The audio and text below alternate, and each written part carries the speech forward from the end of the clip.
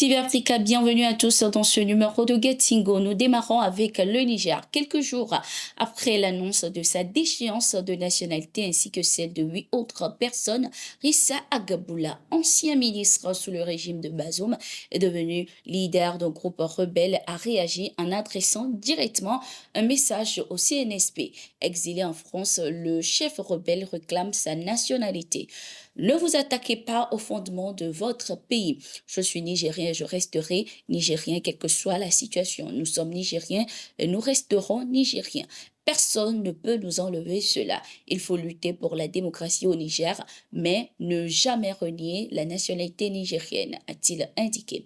Le général Abdourahmane Tiani a signé il y a quelques jours un décret portant déchéance de nationalité de 9 dignitaires de l'ancien président Mohamed Bazoum.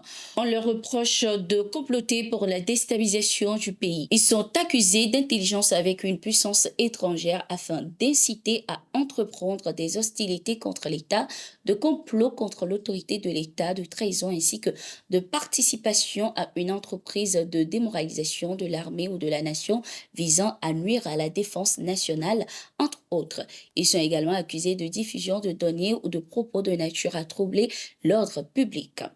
La fin de la semaine a été particulièrement douloureuse pour les terroristes au Sahel. Dans le cadre des opérations de sécurisation, plusieurs de ces assaillants ont été neutralisés dans les pays de la Confédération Alliance des États du Sahel.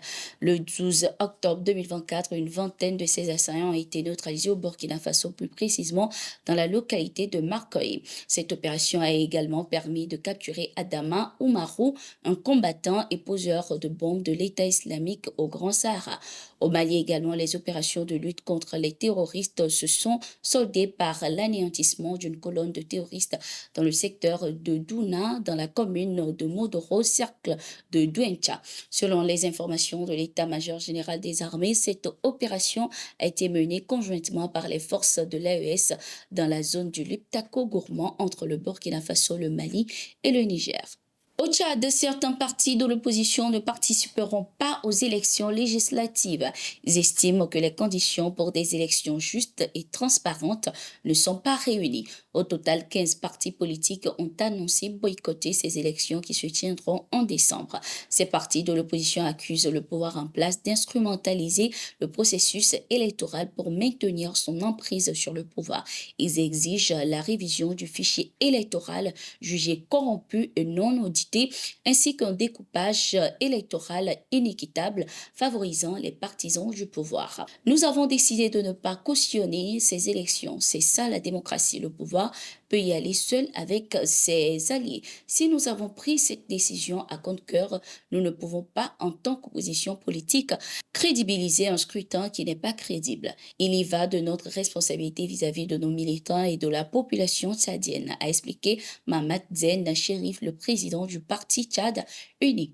Certains partis, comme les démocrates, envisagent même d'empêcher leur tenue, estimant que les Tchadiens ne peuvent se permettre d'être des citoyens de second ordre. Au même moment, les partis pro-gouvernementaux préparent leur candidature. En Tunisie, la situation des migrants est de plus en plus alarmante. Après des enquêtes approfondies, les experts de l'Organisation des Nations Unies ont dénoncé dans un rapport commandé par le Conseil des droits de l'homme une mise en danger des migrants et des réfugiés. Ils accusent le gouvernement tunisien de violation des droits de l'homme.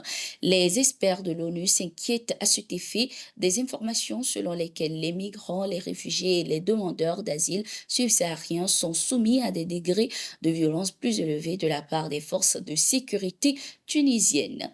Nous sommes consternés par les violences signalées et l'usage excessif de la force lors de ces transferts. Les migrants, les réfugiés et les demandeurs d'asile, y compris les enfants et les femmes enceintes, seraient emmenés dans les zones désertiques à la frontière avec l'Algérie et la Libye et les gardes frontières leur tireraient dessus s'ils tenteraient de revenir.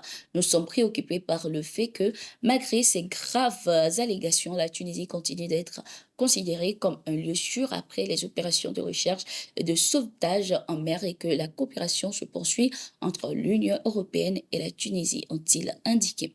Rappelons que la Tunisie est devenue particulièrement dangereuse pour les migrants depuis les accusations racistes du président Kais Saied. Il y a quelques mois, dans une allocution, le président tunisien a accusé les migrants d'Afrique subsaharienne de modifier la composition démographique de son pays. Des propos racistes qui ont ouvert la voie à une vague de violence contre ces migrants. Au Nigeria, plusieurs membres de Boko Haram se sont volontairement rendus aux forces armées ce 13 octobre 2024. L'annonce a été faite par l'armée elle-même.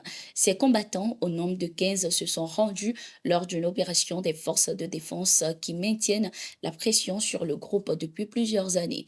Il y a quelques jours, lors d'un point de presse, l'armée a dressé le bilan de ces opérations où plus de 165 assaillants ont été neutralisés en une semaine. Ainsi s'achève cette édition. Merci d'être resté avec nous. Nous sommes en continu sur nos différentes plateformes.